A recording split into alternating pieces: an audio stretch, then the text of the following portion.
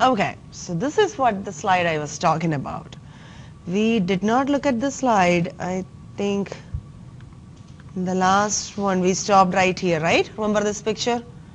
We looked at this one and we talked about in general what is the entropy change, and we know that gases have higher entropy than liquids and liquids have higher entropy than solids. And then in a chemical reaction, when the number of moles increases, we have an increase in entropy, right? And the number of gas molecules increase, that time also we have an increase in entropy. And we looked at this reaction where 2 moles of the reactants forming, 3 moles of the reactants forming only 2 moles of the product. Therefore, what did we predict? What should happen to the entropy? It should decrease, right? Because when there are 3 moles, the left side has more disorder than 2 moles, so entropy should be decreasing. Okay. So now we will look into third law of thermodynamics, which says that the entropy of a pure crystalline substance at absolute zero is 0. Okay, so this kind of relates to the molecular motions also. In last class we talked about 3 different types of molecular motions: translational, vibrational and rotational motion, right? And we looked at that Boltzmann equation also.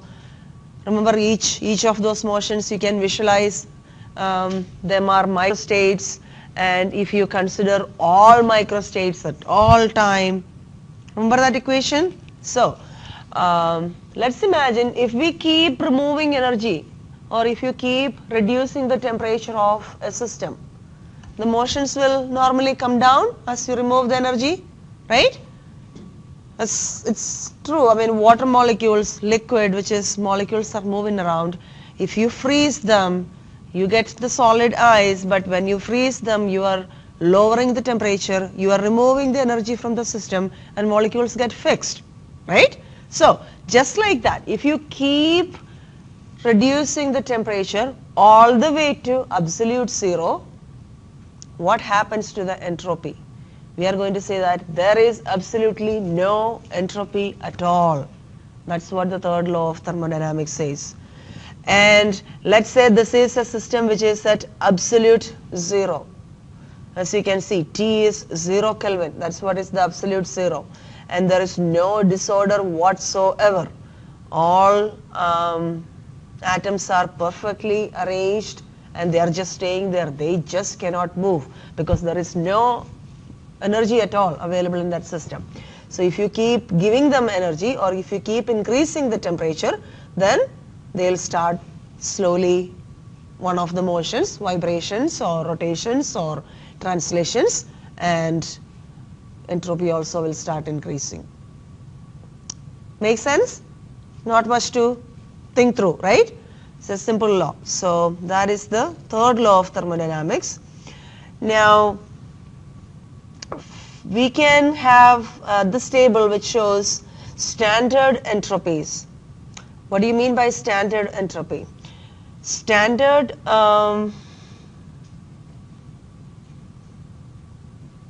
standard state, that is what we want to define first.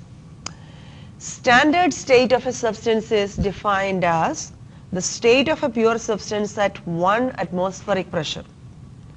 So let's say you have pure water. At 1 atmospheric pressure, what is the state of water, whether it is solid state, gas state or liquid state? That's what the standard state of water is, standard state of H2O is. So that is what is used in this table, the molar entropy values of substances in their standard state. As the word suggests, by definition, entropy of 1 mole of a substance when it is in its standard state. That's what is given in this table, and we can make couple of observations. That is, standard entropies tend to increase with increasing molar mass. Let us see, is that the case? Yes, it is. Let's say if you just look at the gases. As we go down, I think, well, O2, well, gases are not exactly following that trend. Look at this one here. O2 has a higher, oh, maybe, it's true. Because H2O and NH3 are in lower molar mass compared to O2, right? Yeah, so in gases also it's following that same trend. As we increase the molar mass, the standard entropy is increasing. Now one more observation we are going to make is the standard entropy of gases is greater than liquids, which is further greater than solids. Why is that? That also makes sense. Because in gases, molecules are moving around constantly, right? That means more randomness. In liquids, compared to solids, there is still molecular movement, more molecular movement, therefore more randomness.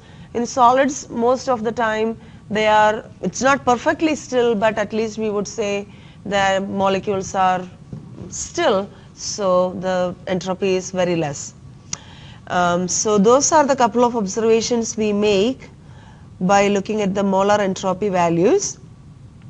And one more observation is larger and more complex molecules have greater entropies. Why is that? Here is an example of 3 different hydrocarbons, methane, CH4, and then ethane, which has 1 more carbon and 2 more hydrogens, and then propane with 3 carbons. As you look at the number of zeros or entropy values, as we go from left to right, as the structure of the molecule becomes complex or the molecule becomes larger, the entropy is increasing. Does it make sense? Can you explain why? More molecules, more complex atoms, molecules means there are more bonds in there. So you can have more vibrational motion, more translational motions. This is all, the entropies depends upon the molecular motions, right? So the more complex the molecule is, more molecular motions. Therefore, that is what the word there, which has higher number of microstate. Remember, each microstate represents the snapshot of every molecule with each of those motions. So larger and complex molecules, since the molecular motion is higher, you have greater entropies.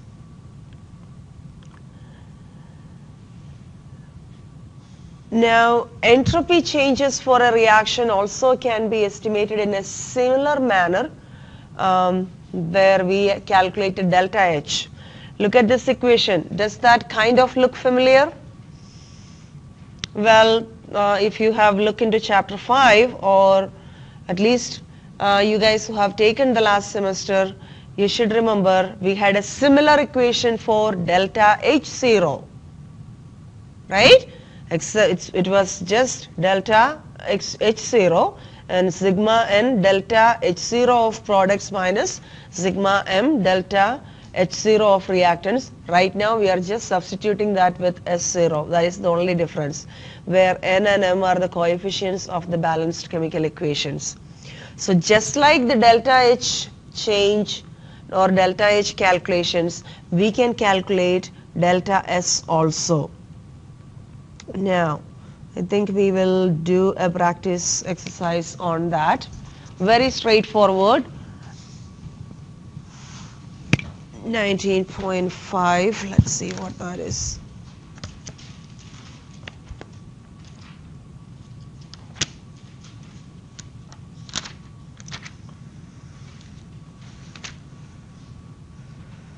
Yeah, calculating delta S from tabulated entropies.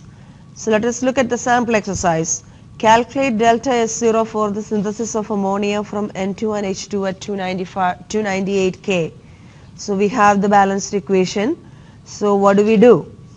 Note that in your book, Appendix C gives the standard molar entropy values of lot of things. Okay? So Appendix C is all the thermodynamics quantities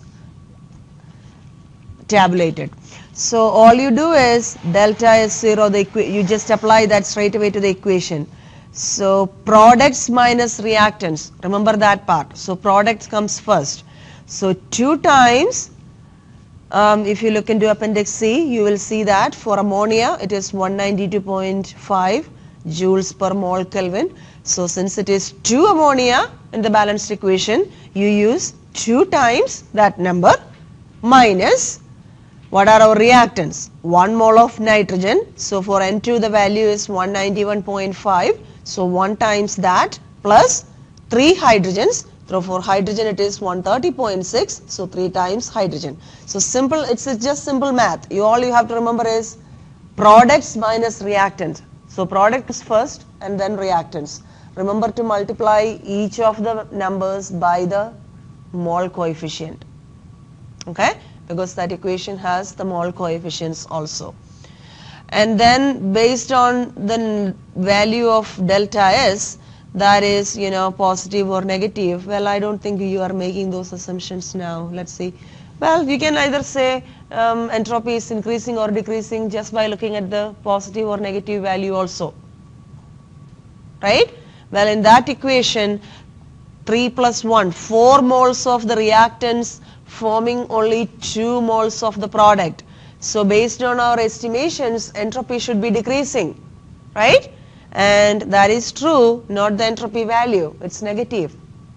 It's negative means it is decreasing. If it was entropy is decreasing, then the value should be positive. Now let's do the practice exercise. Using standard entropies in appendix C, calculate the standard entropy change delta S for the following reaction. We have aluminum oxide and hydrogen reacting, forming aluminum and water. So that's appendix C, and we need the value of all those things. Where is appendix C?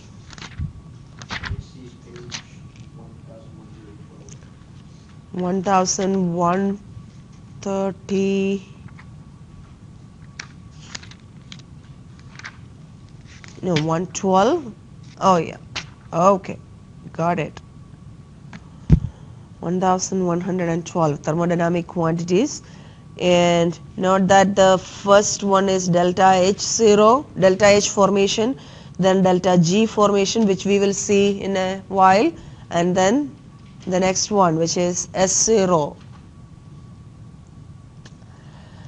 So what, where is my pen?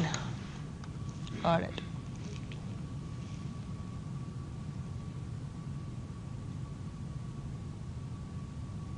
Okay, so remember your equation is going to be products minus reactants, right? So what was our chemical equation?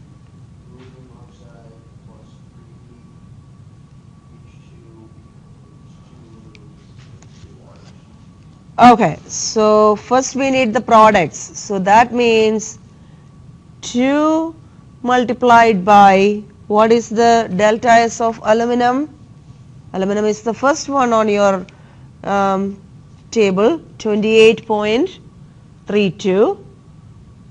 28.32. So I'm going to put all that in one. And then what do we need? Plus, what is the other product? 3 water. So 3 multiplied by water. What is delta S of water? Okay, 188.83. So this is your products minus, you want everything about the reactants now. So your reactants are aluminum oxide and 3 hydrogen. 1 mole of aluminum oxide. So yes, aluminum oxide is the third one under aluminum. So aluminum oxide value is 51, 1 mole. So it is just going to be 51 plus we need 3 hydrogen. So 3 multiplied by, let's find hydrogen. Hydrogen H plus H2. Okay, H2 is 130.58. 130.58. So all you need to do is just simplify that. It's simple math. Go ahead, do finish that and see, would you get the number given in the book? You get 180.39? Okay. So as long as you have the balanced equation, you are good, because if there is a problem like that, those appendix C values will be given to you. So all you need to remember is which comes first, products minus reactants, and make sure each of those values for each item you multiply that by its mole coefficient, because it depends upon the number of moles you have in the reaction. Alright, so what was our answer? 180.39. That is, I'm just copying from the book, guys. I'm not doing the calculation.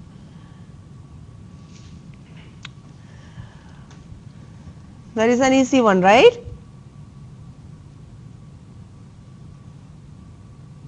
Come on. Okay.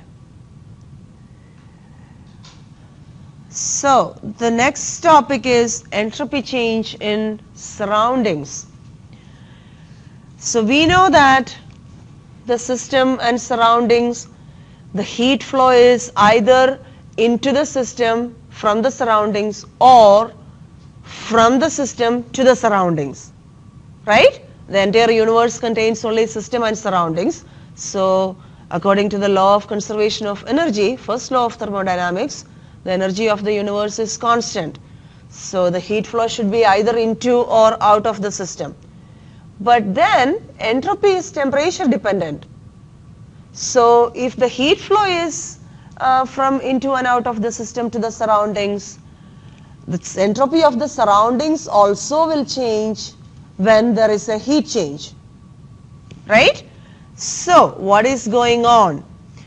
Let's say if it is an isothermal process, that is, if it is a process which happening at the same temperature, then we can say the change in entropy of the surroundings is negative Q of the system over T. Remember Q, the thermodynamic quantity which we learned in chapter 5? Q represents heat, the energy form heat, and Q is calculated by, how do we calculate Q? Yes, the flow of heat is calculated by an equation, mc delta T. Even when you did the calorimetry lab also, remember that equation? Q is calculated by mc delta T, mass of the object, specific heat of the object, and temperature difference, right? So delta is the entropy of the surroundings for an isothermal process. We can say it is negative Q of the system over the temperature T. But at constant pressure, the Q of the system is simply delta H0 for the system. Just keep that in mind. That information will come handy later. Now we know that again the universe is composed of the system and surroundings. Those are the two components of the universe. And we also know that the universe of delta S of the universe is delta S of the system plus delta S of the surroundings. Those things we looked in the beginning of this chapter, right? And we also said for a spontaneous process, delta S of the universe should be greater than 0, or delta S should be a positive value for a spontaneous process. This is just what we have already seen in the beginning of the chapter. We are just going to connect that to something else. So we just said that delta S of the surroundings is given as Q of the negative Q of the system over T, and Q of the system is delta H of the system for an isothermal process. So if you substitute those two into that delta S of universe equation, we get this: delta S of the system plus negative delta H system over T. Does everyone understand how we got this? It's just, you just have to visualize that. Delta S of the system, delta S of the universe is delta S of the system plus delta S of the surroundings. Now instead of writing delta S of the surroundings, we are making these two substitutions for delta S of the surroundings. So first delta S of the surroundings can be replaced by this expression. So instead of delta S of the surroundings, you write this. Now Q of the system is delta H of the system. So negative Q of the system is negative delta H of the system, right? So all you are doing is you are just substituting that there. So we get this equation. This one is important because we further manipulate this and comes up with the famous Gibbs free energy equation. Now if you go ahead and multiply both sides of this equation by a negative t, what we get is, so if you multiply both sides by negative t, delta S multiplied by negative t is negative t delta S universe is delta H of the system minus T delta S of the system. So here delta H of the system, this, let me multiply that here for you guys. So if I multiply everything by negative T, that's what I'm doing, negative T here, this also by negative T, and this also by negative T. That's what I'm doing. I'm multiplying everything by negative T. So this part, this entire thing becomes negative T delta S. Here delta S multiplied by negative T delta S system, and here the T and T goes away, negative of negative delta H become positive delta H of the system. That's what is you have on the bottom line. See that? They just have switched the places because they just write the positive value first, or the positive term first and then the negative term. But you understood how you got the equation, right? So this equation is important because that quantity, that negative T delta S of universe is defined as Gibbs free energy delta G. Now, how do we use this, or what is the significance of delta G? So, when delta S universe is positive, delta G is negative. Does that sentence make sense? So, this entire quantity, negative T delta S, this is what is delta G. If delta, so this has two items, one is negative T and then delta S. So if delta S is positive, then delta G will always be negative, right? Because there is this negative sign associated with it. But when delta S also becomes negative, what happens? Negative T multiplied by negative delta S. Delta G becomes positive. So the sign of delta G, just like the free energy we learned when we looked at enthalpy changes, that is important because when delta G is negative, its process is spontaneous. So just by looking at the sign of delta G, we can again predict whether the process is spontaneous or not. Why? Because delta S of universe is positive for a spontaneous reaction, that we have already said. And whenever delta S is positive, delta G is going to be negative. So instead of looking at delta S sign, now you have an alternative. Look at the sign of delta G. And if delta G is negative, then the process is going to be spontaneous. Not only that one observation, we can make other valuable information about the spontaneity, and another advantage of delta G is it is convenient to use because delta G relates only to the system, whereas delta S of the universe relates system and surroundings, right? Delta S of the universe is delta S of system plus delta S of surroundings.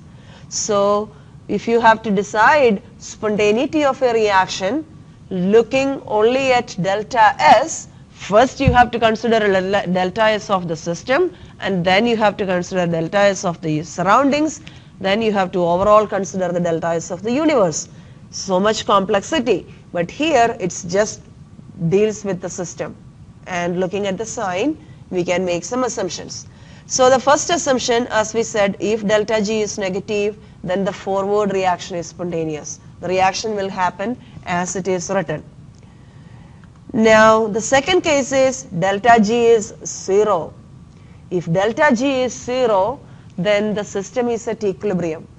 System is at equilibrium means both forward reaction and reverse reactions are at same rate, right? Or we cannot say one is specifically spontaneous and the other one is non-spontaneous. They are in perfect harmony. So the last case or the third case, when delta G is positive. When delta G is positive, we will say the reverse reaction is spontaneous. So delta G gives us a lot of information. If it is 0, system at equilibrium. If it is negative, the forward reaction is spontaneous. If it is positive, then the reverse reaction is spontaneous.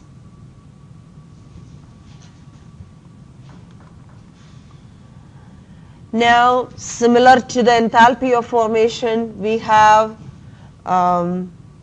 delta G of formation also. And again, delta G of formation, the equation is again the same.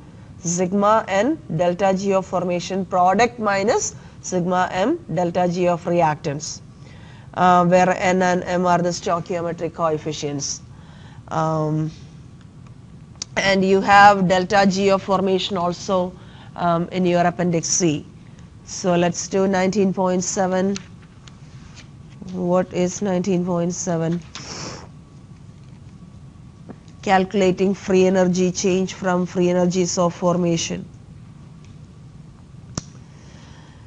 So the sample exercise is data from appendix C to calculate standard free energy change for the following reaction.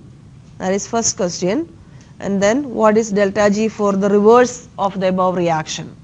So P4 plus 6Cl2 gives 4PCl3. That is your reaction as it is given. And we know how do we calculate delta G formation. Products minus reactants. So the product 4 times, look at the solution guys.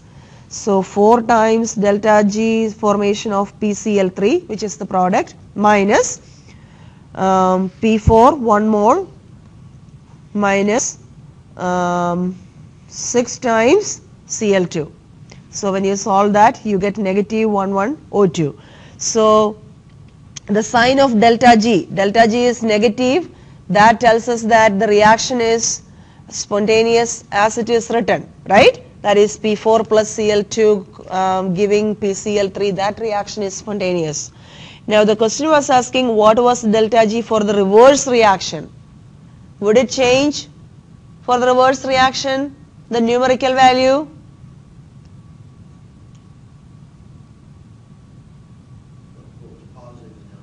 Exactly, because it's the same reactants and products, right? So if you were to calculate the reverse reaction, now your product becomes reactants and reactant becomes product, that's all. Numbers are not changing. So when they switch their position, the sign will change. So you don't have to do any calculations. If some question is asking you to calculate delta G for a particular reaction and then asking what is the delta G of the reverse reaction, all you have to do is reverse the sign. And probably the additional question on that would be the reaction is spontaneous in which direction. That also you can identify now, right? By looking at the sign of delta G. If delta G is negative, the reaction is spontaneous in the forward direction. If delta G is positive, then the reaction is spontaneous in the reverse direction. Now let's do the practice exercise. So here we need the delta G for combustion of methane. CH4 plus 2O2 gives CO2 plus 2H2O.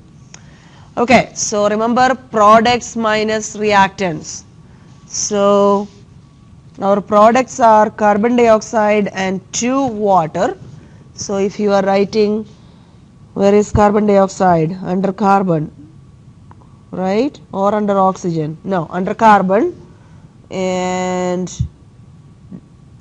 now we are calculating delta G formation, okay? So the second column values, that's what you are looking at. So CO2 is negative 394 0.4, and what else is the product? 2 water. Water is under oxygen or hydrogen? It's under oxygen, I think. Where is oxygen?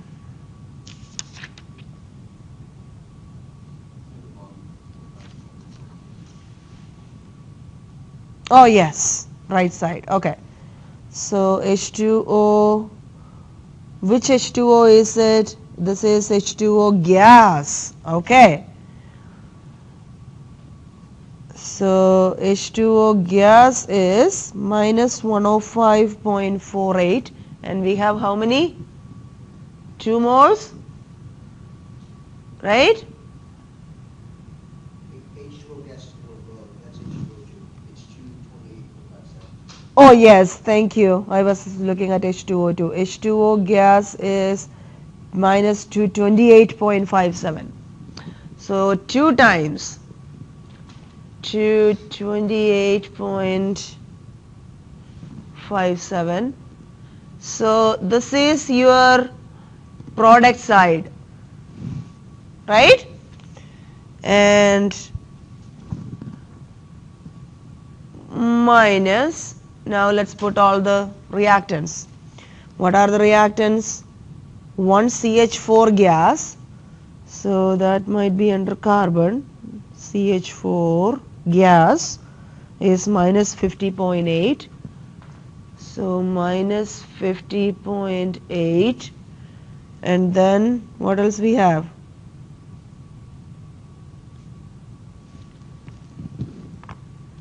Oh guys, I might have made a mistake. If I'm writing, well, this is the quantity of, what was that? That was the quantity of carbon dioxide, right? Okay, and then we have 2. Okay, so if I'm just keeping all that in parentheses, let me make that positive and then put the negative sign right here, right? That was the negative quantity. Now, because I just want to write everything in the equation as it is, then you go ahead and do your math simplification.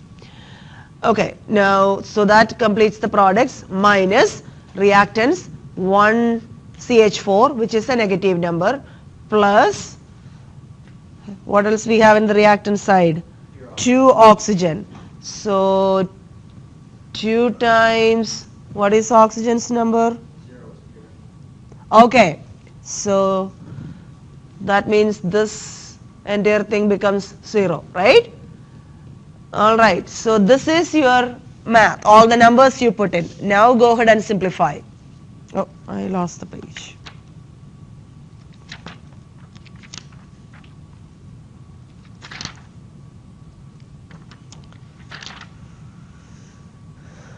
I lost the page.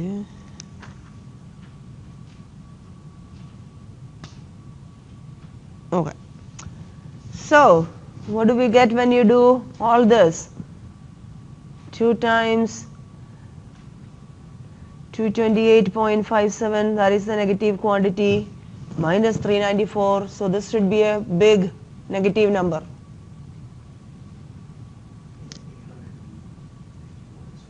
$851 something.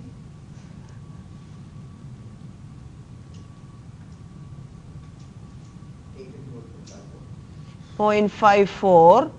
Now minus 50.8, so positive 50.8. So you should get negative 800 roughly, and that is the answer. Yeah, negative 800.7.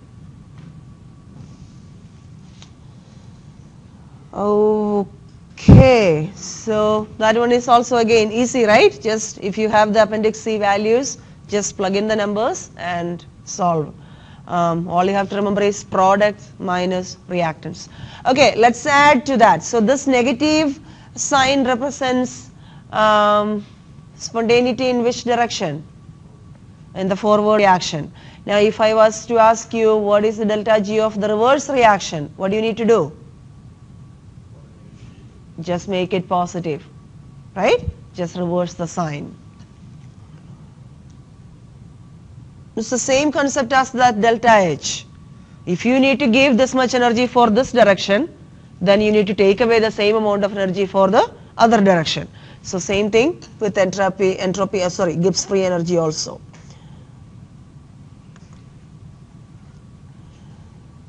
So the free energy changes, so far the assumption we just made for an isothermal process. Remember that? When we started our derivations, we said it is isothermal, or the reaction is happening at the same temperature, at a constant temperature. So what if temperatures other than 25 degrees Celsius? What happens? So this is our delta G for the free energy, Gibbs free energy equation, delta H0 minus T delta 0. So in order to understand that, or how does delta G change with temperature, in order to understand this, we have to actually look into that equation one more time. There are two parts to the free energy equation. One is delta H0, which is the enthalpy term, and then the other one is the entropy term, which is negative T delta S0. These are the two terms in the free energy equation. Now, the temperature dependence of the free energy comes from the entropy term, because T is in the entropy term, right? The enthalpy term doesn't have a T, so it doesn't matter what temperature it is. That is not going to change. But since you have a T in the entropy term, when the temperature changes, this term can change. So that is why we say the temperature dependence comes from the entropy term. Now, what are the situations? Look at this. This table summarizes the effect of temperature on spontaneity of reactions. That is, let us say delta H is negative and delta S is positive, then negative T delta S becomes negative, because the negative sign is right there. And delta G is these two quantities together. So delta H positive and negative T delta S negative. So that means delta G will become negative. And we already said that if delta G is negative, the reaction is spontaneous at all temperatures in the forward direction. It doesn't matter what temperature the reaction is happening. That is, we know that for sure. Now the other case, that is delta H is positive and delta S is negative. So negative T delta S becomes positive, because negative multiplied by negative, this will become positive. So both delta H and delta S, entropy and enthalpy term, both are positive.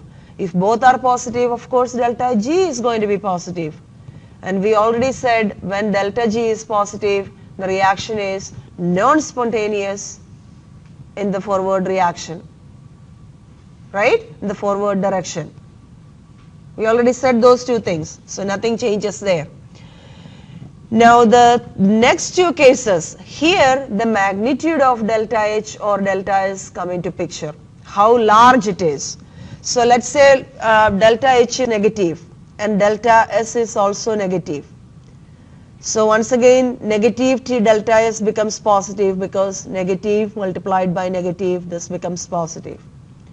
But delta G could be positive or negative based on how large delta H is. Because when we add a positive number and negative number, what do? We take the difference and we use the sign of the larger number, right? So same concept here. It depends upon how large the delta H is. So based on the magnitude, your delta G could be either positive or negative. Now if it is positive or negative, if this is the case, then we will say the reaction is spontaneous at low temperature but non-spontaneous at high temperature. So say for example, the phase change, water liquid becoming solid. Of course, at low temperature, when the temperature is low, liquid becoming solid is the spontaneous reaction, right? We know that when there is low temperature, yeah, water will freeze to solid. But what happens at the higher temperature? In the higher temperature is this happens. When the temperature is high, would liquid water become solid water? No, it will not, right? That's what is showing right here. Now again the same case, again delta H and delta S both are positive, then negative T delta S can be negative because of this negative sign. Again delta H, delta G could be positive or negative based on the magnitude of delta S, and that case also the spontaneous at high temperature but non-spontaneous at low temperature. Example is solid becoming liquid, spontaneous at high temperature. Yes, if the temperature is high, solid ice will melt into liquid water. But if it's a low temperature, that wouldn't happen. Ice will not melt into water. Make sense? Right? It's just by looking at the sign of delta G, you can get a lot of information on chemical reactions. That is the beauty of delta G.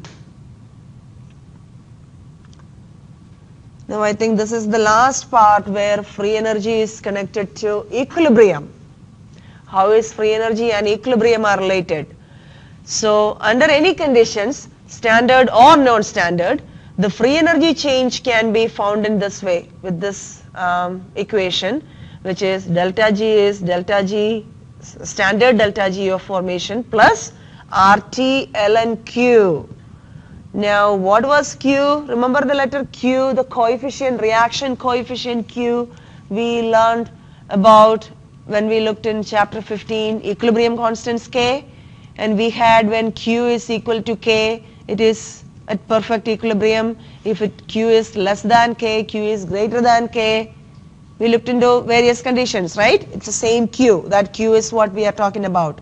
So at any conditions, delta G can be calculated using this equation. But remember, under standard conditions, all concentrations are 1 molar. All concentrations are 1 molar means Q is 1. So this term ln Q, natural log of 1 is 0. So 0 multiplied by RT. So this entire term will drop out, or under standard conditions delta G becomes delta G0. But if it is not standard conditions, then you will have to include RT. R represents the universal gas constant, T is the temperature, and Q is the reaction coefficient. So at equilibrium, as I said, Q is equal to K, and in that case delta G becomes 0. So the equation becomes 0 is delta G0 plus RT ln K, because now Q is equal to K. So instead of ln Q, you can say ln K, because at equilibrium they both are exactly the same. So if you rearrange this equation, you get delta G0 is negative RT ln K. So rearrange again for K. K is E to the power negative delta G0 over RT. So this equation, this final equation relates equilibrium constant K with free energy, gives free energy delta G. That's the beauty of it. With RT, the universal gas constant, and temperature. Temperature will be given to you in the reaction, and of course universal gas constant is a constant. So the only two things varying is K and delta G0. So if you have equilibrium constant K value, you can calculate free energy, or if you have free energy term, you can calculate equilibrium constant K. So that was the end of this chapter, connecting equilibrium with free energy. Let's do a problem like that, connecting these two. 19.12, calculating equilibrium constant from delta G. So let's look at the sample exercise and then we will do the practice one. So use standard free energies of formation to calculate the equilibrium constant K at 25 degrees Celsius. So temperature is given to you for the reaction involved in Herbert process. So standard free energy change for this reaction was calculated in sample exercise 19.9. Oh, okay, they are just using the value already. In case if that is not calculated, you know how to calculate it, right? How do we calculate delta G0? What do you need to remember?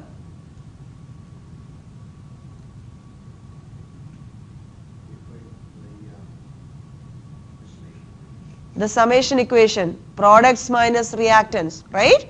And all the values for individual components will be given to you. So all you need to do is put those numbers in that order, products minus reactants, and remember to multiply each of them by the mole ratios. So for this one, okay, in the previous exercise we calculated that. So we know the delta G0 value. So all we need to do is substitute the numbers. So first we calculate that fraction component, which is negative delta G0 over RT. So remember here delta G is negative, but there is one more negative sign in the equation itself.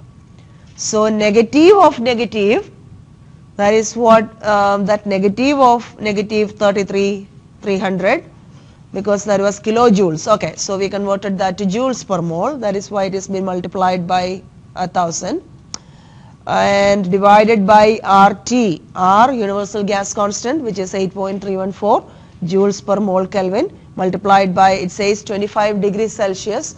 Remember this RT equations always use temperature in Kelvin. So the question is given to you in degrees Celsius. Remember to convert that to Kelvin scale. So 25 degrees Celsius is 298 Kelvin. So you get that fraction, which is 13.4. Now K is e to the power negative that thing. So that means e to the power, not negative that thing, of course. You calculated the negative delta G0 by RT already. So all you need is e to the power 13.4, and that will be the value of K. So we can do a similar problem for hydrogen bromide formation. H2 plus Br2 gives 2HBr. So we need delta G0 first, and then we need to calculate K.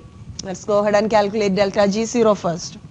So we need appendix C again.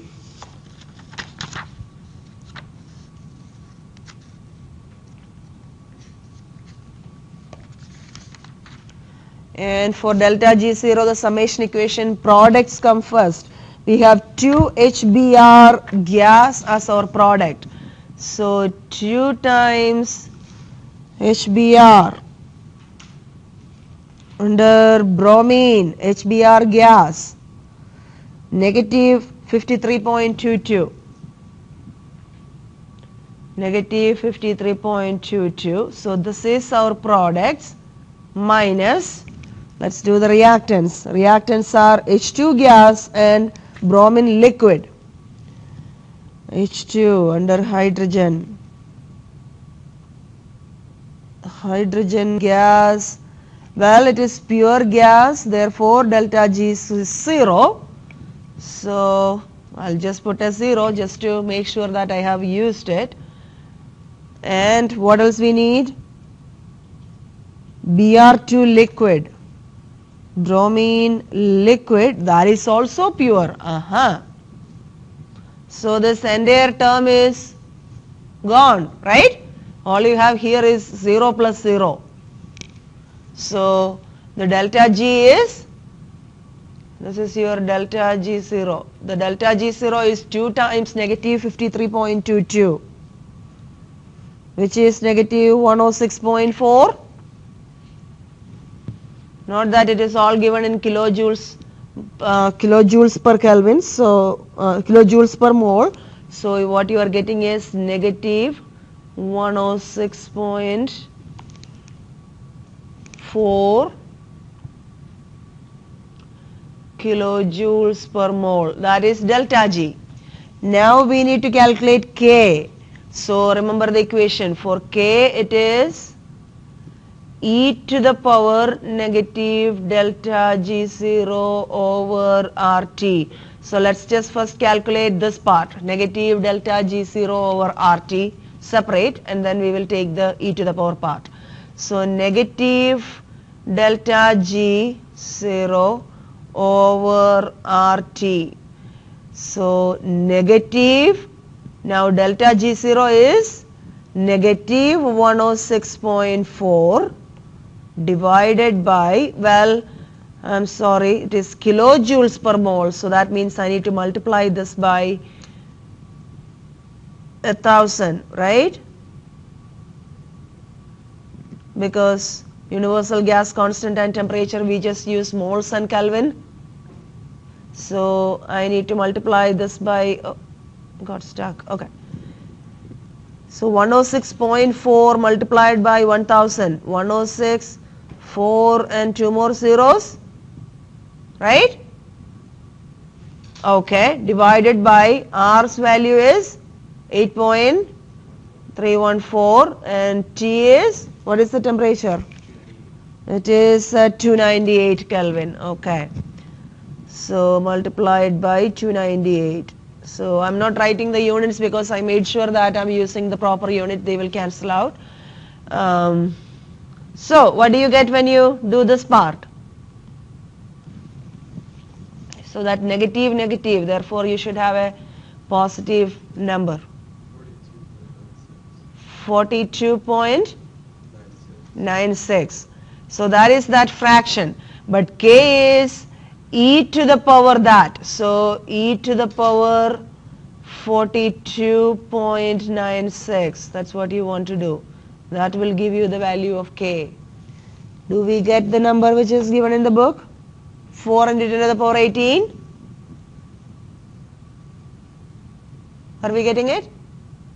Yeah, I think Oh, okay. That is I because don't know why they rounded, that's not even the right sig figs. that is correct.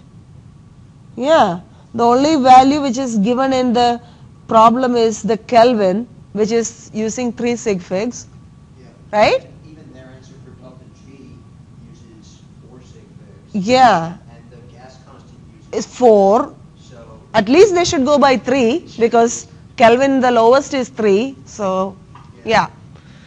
Don't worry. I'm not going to punish you for that. So, anything 4 point whatever you get, that's perfectly fine. What did we get? 4.55 into 10 to the power. 10 to the power part is right? Okay.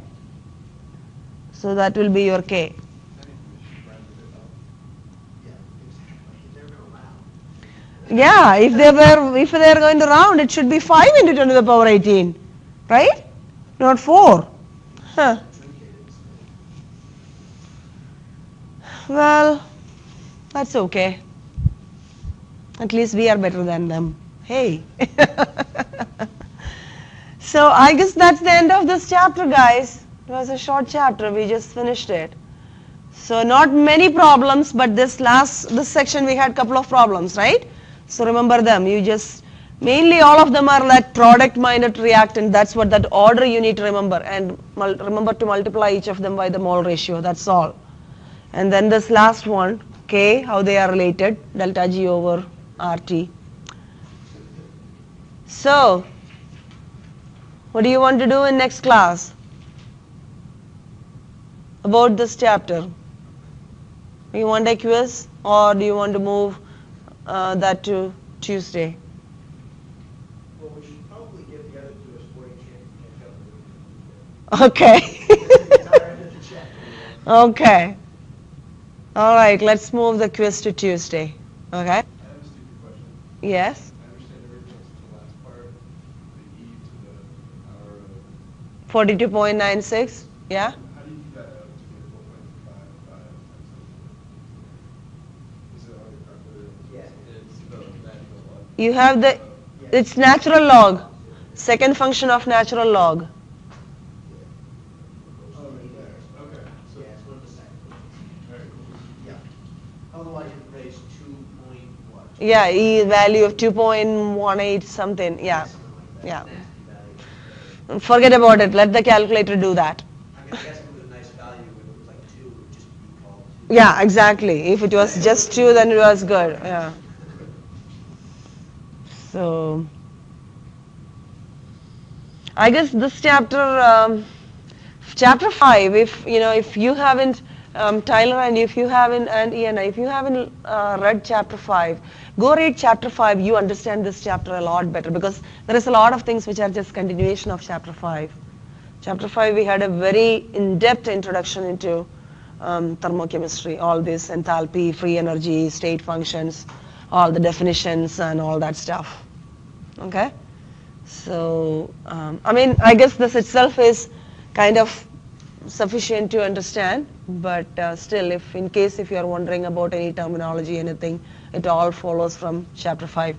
As you recall, these equations we learned also, they are not doing any derivations or anything because it's just similar to the equations you did for enthalpy in chapter 5. So. That's fine. Some of the derivations will be stuff. Yeah, and again, I'm not going to be, I want you guys to understand how you got an equation. That's all. I'm not going to ask you to derive it. Okay? So, that is my goal. I'm not for memorizing stuff and just reproducing. I don't like that. That is why my exams also doesn't have any, essay questions. You want some essay questions?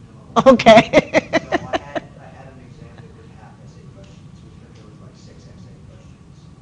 It was a lot of fun. Yeah, I don't know how anyone can do essay questions in chemistry or physics and math. Some of them were on stuff. They were all like thermodynamics questions. Essay questions? Yeah. Thermodynamics? Wow, I don't want to be in that class. I'm sorry.